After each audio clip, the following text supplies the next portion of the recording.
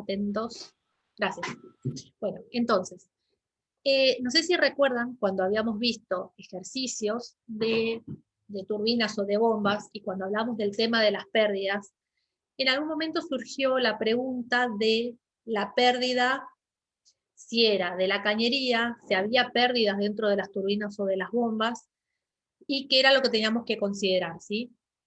Entonces, en general, estas pérdidas que están mencionadas acá, estos delta H, tanto en las instalaciones de turbinas como en las instalaciones de bomba, son pérdidas que tienen que ver con lo que sucede fuera de la máquina hidráulica, ¿sí? O sea, son pérdidas de las cuales nosotros como responsables hidráulicos estamos involucrados, que tiene que ver con la pérdida de fricción a lo largo de la cañería o con las pérdidas localizadas a lo largo de todos los componentes de esa cañería. Vamos a hacer entonces ahora sí un poquito de zoom ahí y de hablar un poquito de lo que son las pérdidas, y para lo cual tengo una imagen, que está acá. Fíjense, vamos a hacer el caso de lo que es una bomba. Acá están viendo una bomba donde tenemos la parte del álave y la parte del motor, ¿sí? Esto que está acá atrás es el motor. Lo que se ve acá adelante vamos a llamar brida de aspiración, que es la brida de conexión, esto que está acá, ¿sí? Es la brida por donde se conecta el caño de donde entra el agua. Y este que está acá arriba es lo que se llama brida de impulsión, que es la conexión hacia el caño por donde sale el agua, ¿sí? Esto van a ver que tenemos bombas más pequeñas, más grandes, pero todas tienen una brida y una conexión de aspiración y una conexión de impulsión, ¿sí?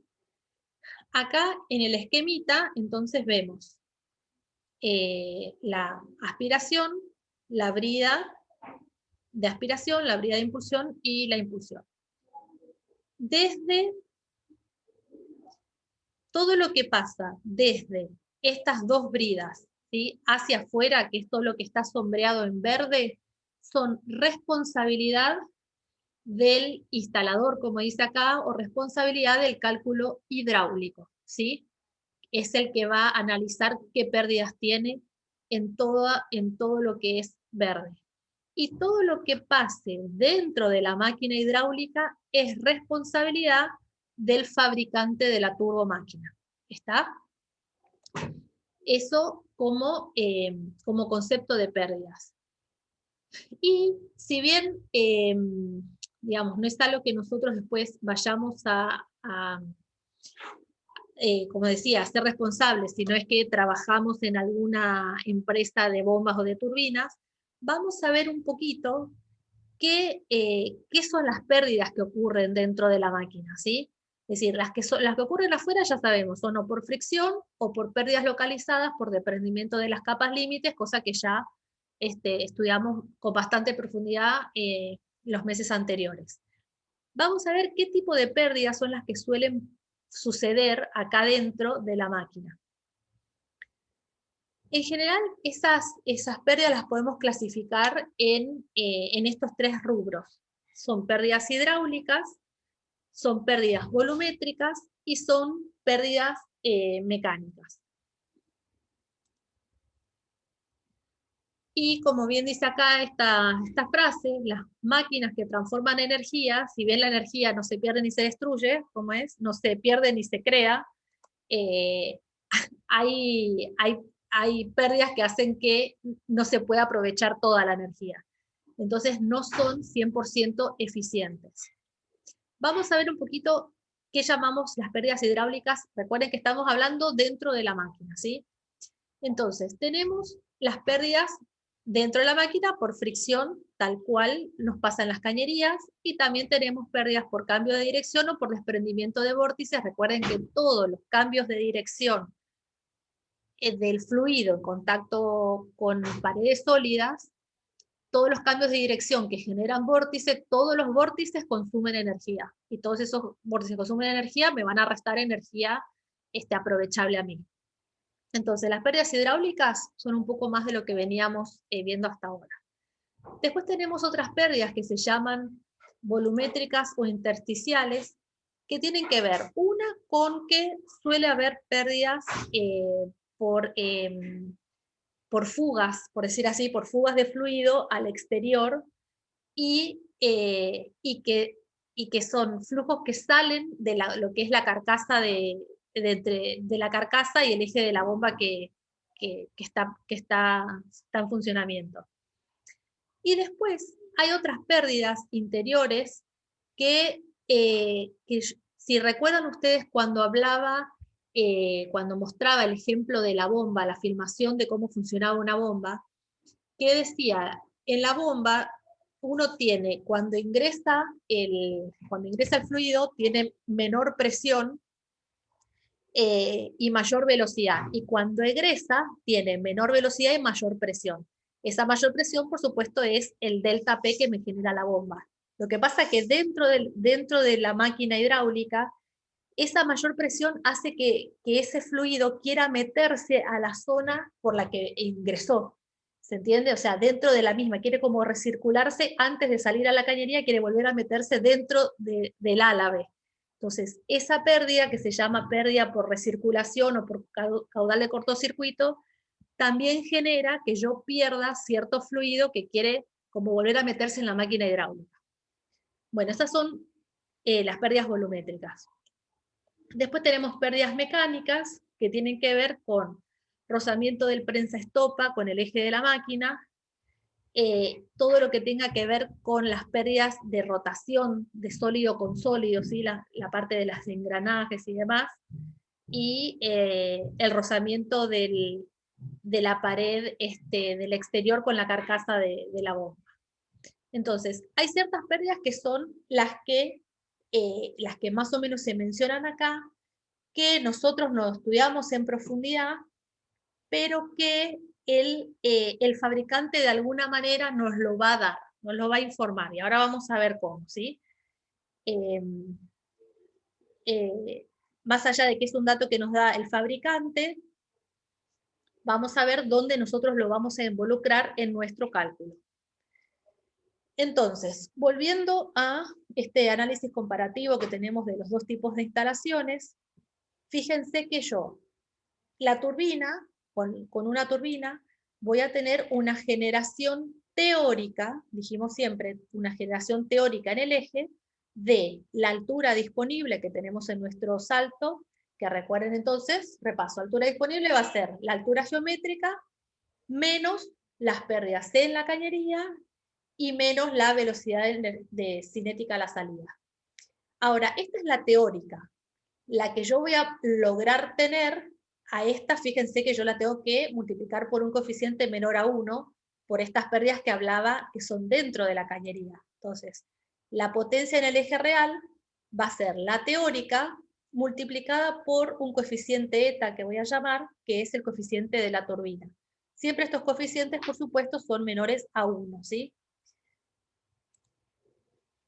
En lo que es la bomba, por el contrario, la potencia que voy a tener real, que ponerle a la bomba, la potencia real que tengo que ponerle a la bomba va a ser la teórica, ¿sí? Dividida en coeficiente menor a 1, de tal manera que esto me va a quedar, al dividir por un coeficiente menor a 1, me va a quedar más que la potencia teórica, ¿se entiende? Es decir, yo le voy a tener que poner un plus más de potencia justamente por la baja eficiencia, o la baja eficiencia no, por el afectado por el coeficiente de rendimiento de esa turbomáquina. ¿Se entiende estas dos cosas que puse acá?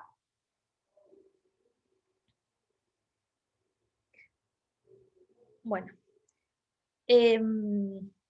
Entonces, este coeficiente eta va a ser el coeficiente de rendimiento y vamos a ver cómo también juega y va a jugar un papel fundamental en lo que tenga que ver con las turbomáquinas.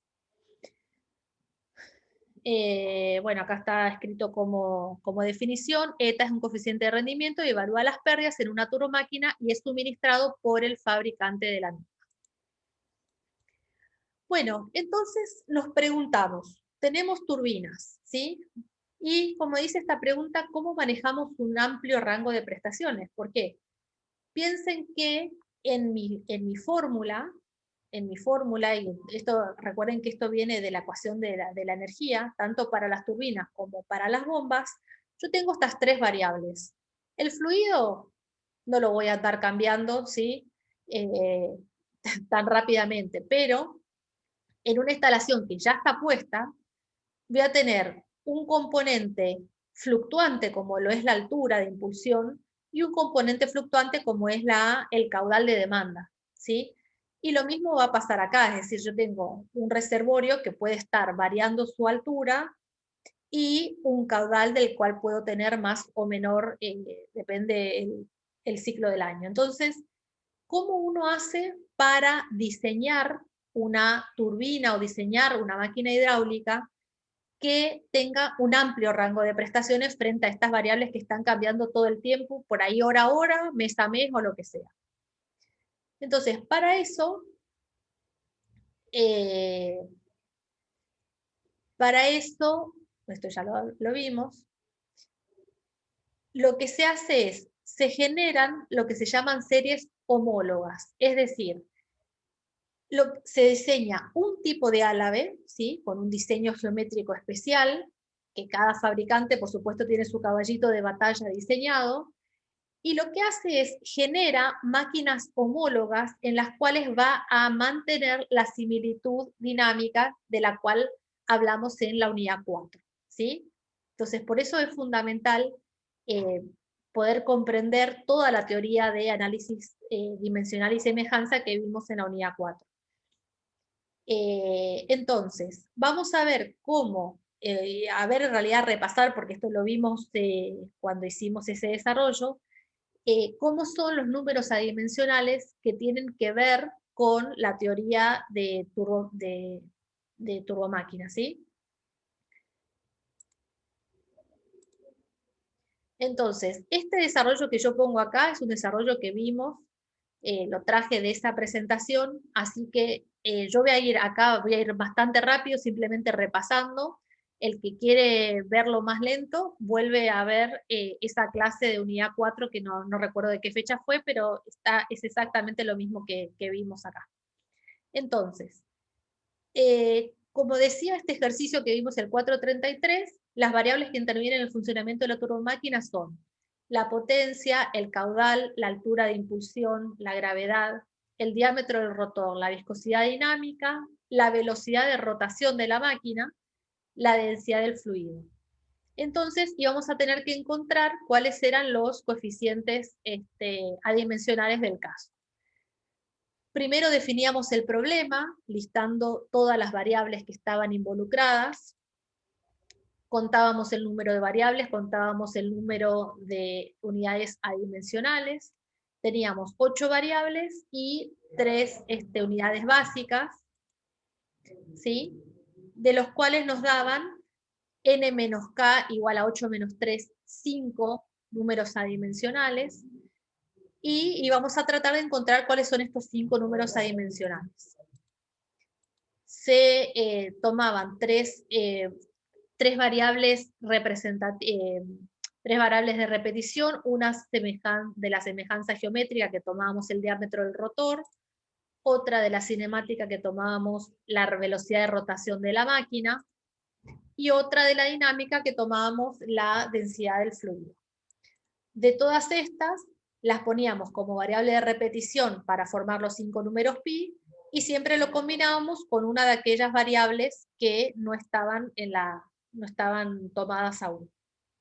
De cada uno de estos, lo que se hacía era hallar entonces los coeficientes para que esta combinación sea una dimensional. Por ejemplo, el caso para pi1, bueno, esto ya lo vimos, ¿sí? Igualábamos entonces esta multiplicación de las dimensiones de estas variables a las dimensiones de, por ejemplo, la potencia, y quedaba todo igualado a las dimensiones a la cero, ¿sí? Bueno, de eso salían los coeficientes y se armaba el número pi1, y así sucesivamente se armaban pi2, pi3, pi4 y pi5, ¿sí? Y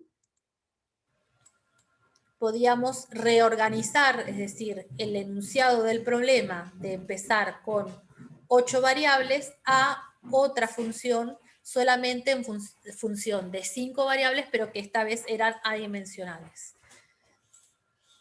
Estas variables adimensionales, entonces, los números pi1 a pi5, nos queda el primer pi, que es w dividido d a la quinta, n al cubo y ρ, el segundo número pi, que queda q d sobre d al cubo por n, el tercer número pi, que queda h sobre d, el cuarto número pi, que queda la viscosidad dividido diámetro al cuadrado, n y ρ, y el quinto número pi, donde está involucrada la gravedad dividido de n al cuadrado. Acá tenemos los 5 números pi en los que quedó reducido todo el análisis de turbomáquinas.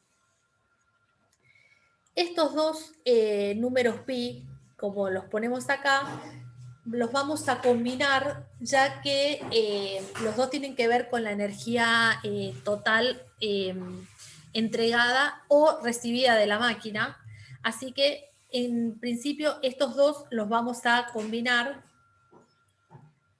y nos queda h por g sobre d cuadrado por n cuadrado. Entonces nos va a quedar una función de 4 números pi y vamos a denominarlos de esta manera. El primero de todos estos se va a llamar coeficiente de potencia, el segundo se va a llamar coeficiente de capacidad, el tercero se va a llamar coeficiente de carga, y este cuarto es como una versión del número de Reynolds, ¿sí? Este cuarto que está acá. Coeficiente de potencia los tenía nombrado, coeficiente de capacidad, coeficiente de carga, y esta es la inversa del número de Reynolds referido a la velocidad tangencial de la máquina. En particular, este coeficiente, este número de Reynolds, en las turbomáquinas, el número de Reynolds es muy alto, y con lo cual los esfuerzos viscosos son bajos, porque no hay que olvidar que el número de Reynolds representa la relación entre lo que son las fuerzas de inercia versus las fuerzas viscosas. Entonces, este número de Reynolds, como ya estamos en números de Reynolds muy altos, que varíe no significa que vaya a influenciar en la turbomáquina. Entonces, este valor se desprecia y en lo que son todos los análisis dimensionales que vamos a ver a continuación. Entonces nos va a quedar una nueva función que solamente va a tener que ver con estos tres números adimensionales, ¿sí? El coeficiente de potencia, el coeficiente de capacidad y el coeficiente de carga. Entonces, ¿qué hacemos con esto? De estos tres números, vamos a ver que vamos a poder hacer un análisis de cómo evoluciona el coeficiente de capacidad versus la evolución del coeficiente de potencia, o cómo evoluciona el coeficiente de potencia, perdón, está mal escrito acá. Este que está acá, este es el de capacidad, este es el de carga, y este es el de potencia. Entonces, lo que les decía es, de estas tres relaciones que tenemos acá, de estos tres coeficientes adimensionales, vamos a analizar la relación dejando como variable el coeficiente de capacidad y viendo cómo evoluciona el coeficiente de carga versus o cómo evoluciona el coeficiente de potencia versus también, ¿sí? Que es lo que está escrito acá. Vamos a hacer un análisis del coeficiente de carga en función de C sub Q y el coeficiente W en función del C sub Q. Y antes de ver esos gráficos y ver cómo son ellos, vamos a hablar dónde viene a jugar el tema del rendimiento que hablábamos antes del coeficiente eta, ¿sí? Entonces, vamos a hacer el análisis detallado para lo que es una bomba y para lo que es una turbina. Vamos a hacerlo digamos, por observación nomás. Entonces habíamos hablado que la potencia teórica en el eje de la bomba va a ser igual a la altura de impulsión, que está involucrado varias cosas, por gamma y por Q. Pero que en realidad la potencia real que yo le tengo que poner a este eje va a ser la potencia teórica sobre el rendimiento, ¿sí? Y este valor siempre es menor a 1. Si reemplazamos en esta expresión la potencia teórica, acá arriba vamos a poner gamma, ρ por G, por Q y por H, donde H es la altura de impulsión, ¿sí?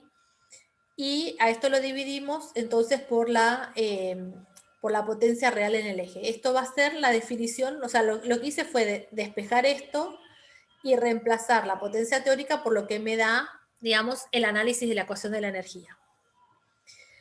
Entonces, lo que vamos a encontrar es, lo que yo voy a mostrar ahora a continuación, es que ver cómo este coeficiente de rendimiento podemos llegar haciendo la multiplicación de los coeficientes adimensionales que acabamos de sacar utilizando el teorema Pi, ¿sí? Entonces, acá tengo las 3 definiciones de los coeficientes de potencia dimensionales, ¿sí? Perdón, las 3 definiciones de los coeficientes adimensionales. Esto ya lo teníamos. Y fíjense, si multiplico el C sub Q por el C sub H y a todo eso lo divido por el CW, voy a llegar, todo esto está acá, fíjense, Q por D al cubo sobre N, que es el coeficiente de capacidad. El C sub H lo reemplazo por H por G sobre D cuadrado N cuadrado y lo divido por el coeficiente de potencia, que es W en el eje real, sobre D quinta N cubo. Bueno, reemplazando todo eso y simplificando, llego a la expresión que es exactamente la misma que acabábamos de poner y de decir para el coeficiente de rendimiento de esa turbomáquina, ¿sí? Entonces, lo que vamos a poder definir y decir es que el coeficiente de rendimiento es una función del coeficiente del coeficiente de potencia y de carga, y que a su vez estos dos, como son funciones del coeficiente de capacidad, por corolario, digamos, si eta es función de estos dos y estos dos a su vez son función del coeficiente de capacidad, el coeficiente de rendimiento también es función del coeficiente de capacidad, ¿sí? Entonces, esta es la última observación que podemos hacer al respecto de lo que es el coeficiente de rendimiento. ¿Y qué nos quedará entonces? Bueno, perdón, lo mismo como les decía, esto que analicé acá es para lo que es una bomba y lo mismo se puede analizar para la turbomáquina, que en realidad es justo al revés, ¿sí? Pero nos queda lo mismo. Lo mismo no, me refiero a que queda, digamos, queda demostrado que el coeficiente de rendimiento también de una turbomáquina es función del coeficiente de capacidad. ¿Qué tenemos entonces hasta ahora? Tenemos el coeficiente de potencia, el de capacidad y el de carga, y ahora tenemos también la expresión del rendimiento de esa turbomáquina, y tanto estos 3 coeficientes los podemos graficar en función al coeficiente C sub Q, ¿sí? Fíjense entonces cómo sería la versión gráfica de todos estos coeficientes adimensionales y estas relaciones de semejanzas particulares de las turbomáquinas. Tenemos en el eje de las abscisas nuestras variables, coeficiente de capacidad. Esto es lo que estoy poniendo acá en estas expresiones. Y voy a tener en un eje, que es el general de la izquierda, el coeficiente de carga, ¿sí? El C sub H, y voy a tener ese gráfico que es el que vemos acá en este que está acá. Entonces yo ahí voy a poder leer esto que está acá, ¿sí? El C sub H.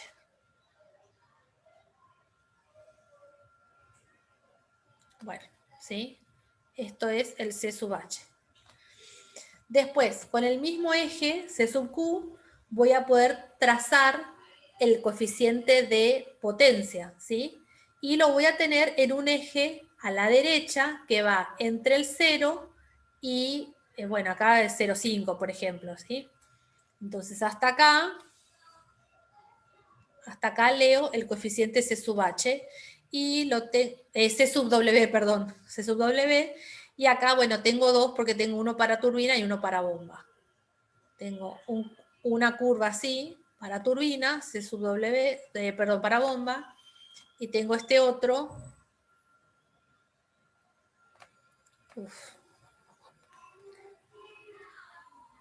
Este de acá, que es el coeficiente C sub W de la turbina. Y después tengo el tercer coeficiente, que es el rendimiento, que lo leo entre el 0 y el 100%, que es este que está acá, que es el del rendimiento, ¿sí? Y leo C sub Q versus rendimiento y tengo esta otra curva que es la que aparece por acá. ¿Está? Esta es la curva eta. Entonces, en una única curva de un prototipo, de un prototipo, tengo todas estas curvas. Vamos a pensar que el prototipo en realidad estamos hablando de una bomba, entonces voy a tener la curva de rendimiento de esa bomba, la curva de coeficiente de carga de esa bomba y la curva de potencia, perdón, esta, de esa bomba. ¿Está? Una vez que yo ensayo ese, lo que puedo hacer es fabricar otro modelo que tiene semejanza dinámica con ese, y el otro modelo, sin necesidad de volver a hacer todos los ensayos, yo puedo extrapolar cómo va a ser su funcionamiento. ¿Se entiende hasta dónde llegamos acá?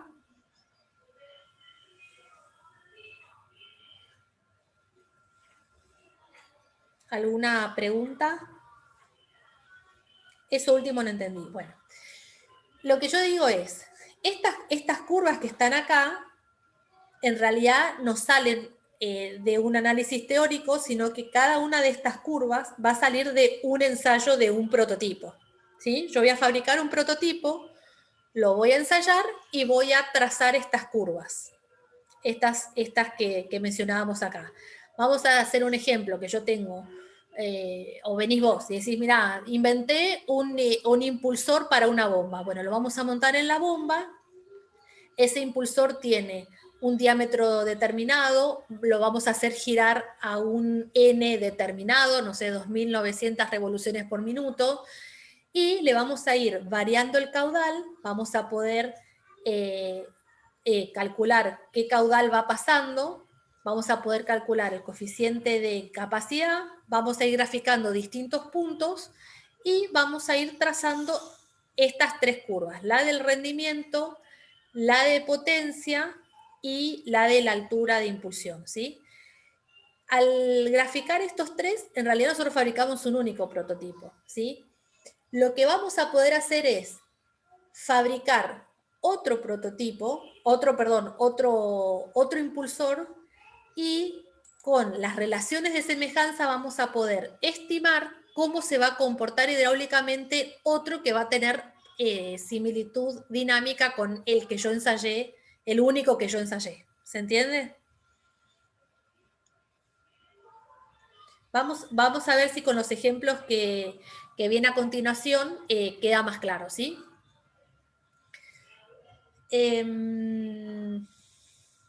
Muy bien.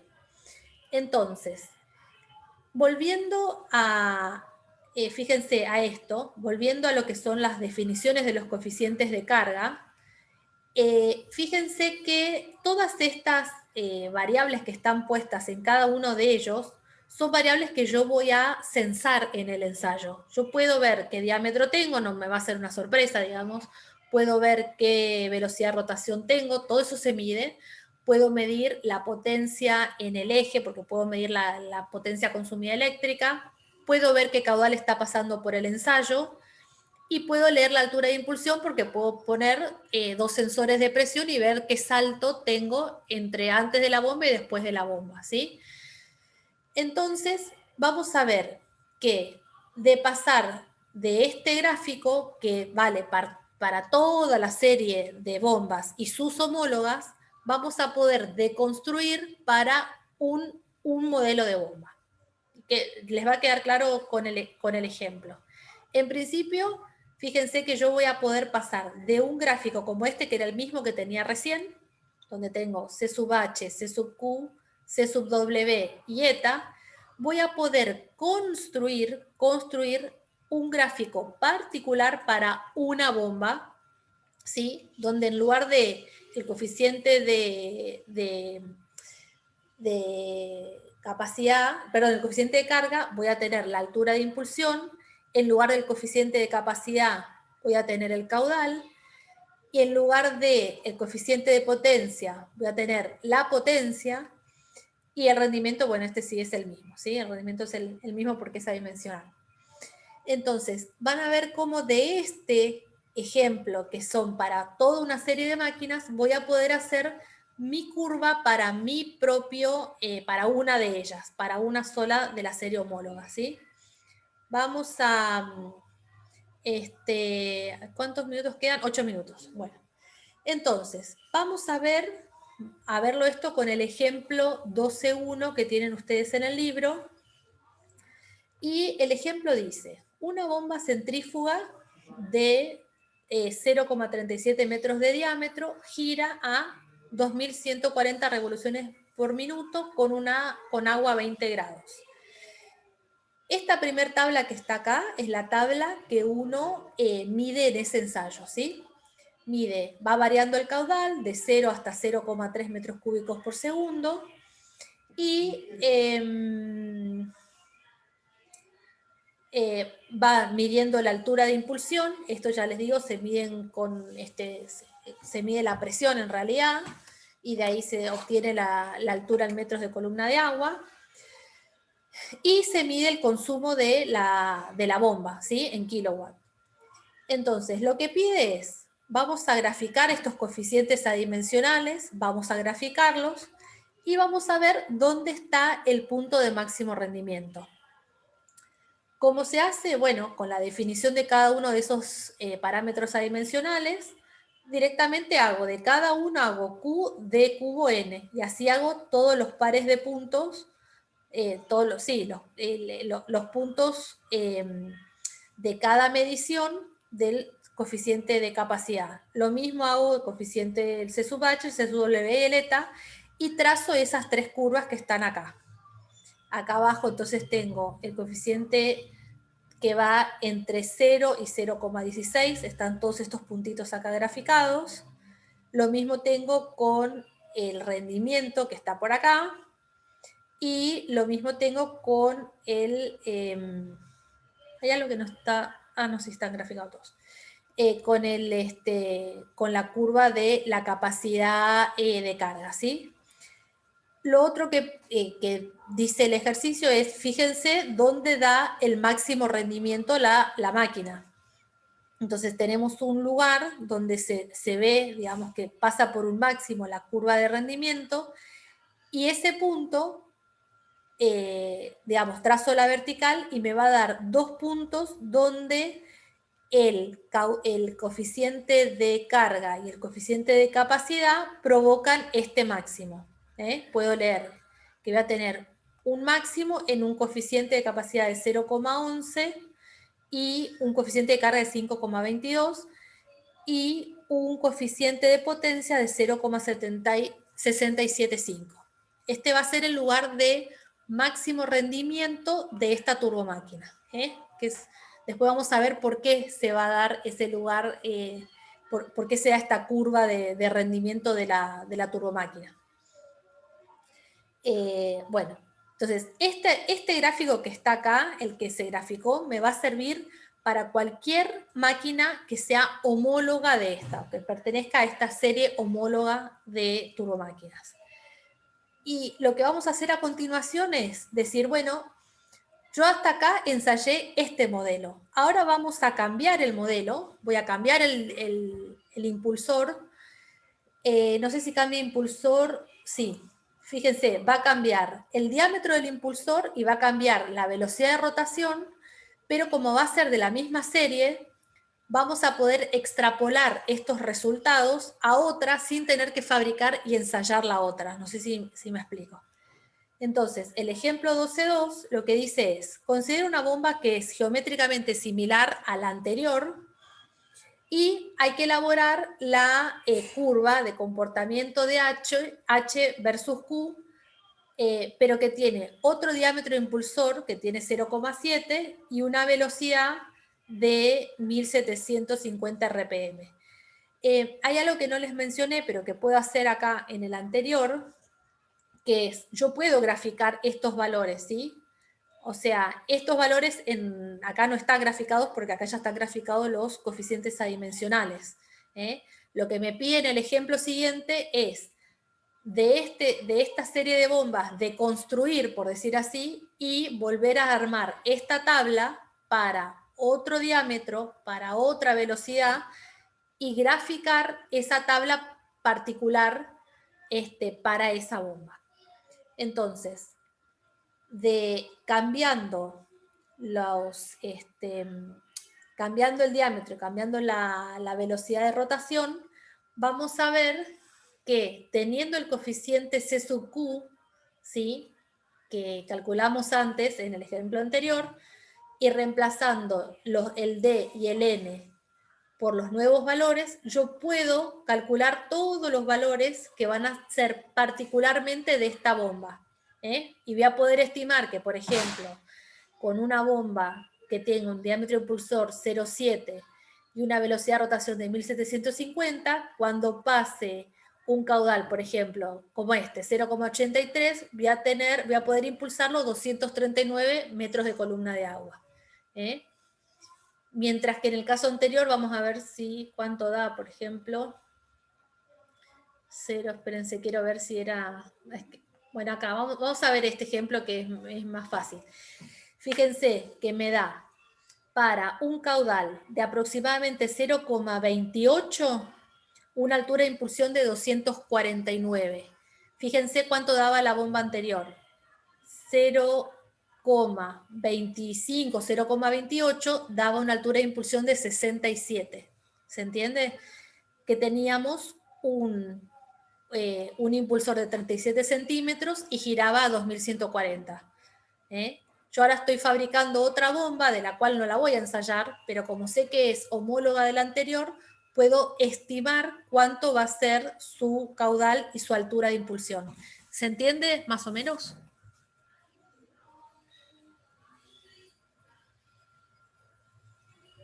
Quiero ver si me siguieron hasta acá. Sí, creo que sí. ¿Sí? ¿Creen que sí? Bueno, es decir, de todo esto, porque puede venir otro que dice, bueno, listo, yo tengo, porque en realidad, créanme o no, pasa esto. Es decir, uno compra una bomba, piensen que hay bombas que son muy caras, ¿sí? Y entonces dice, bueno, necesito mayor capacidad de impulsión. Entonces el fabricante, ¿qué le va a decir? Bueno, decime qué diámetro de impulsor tenés, y si hay espacio en la carcasa, le dice, bueno, lo que tengo que hacer es todo lo mismo. Piensen esas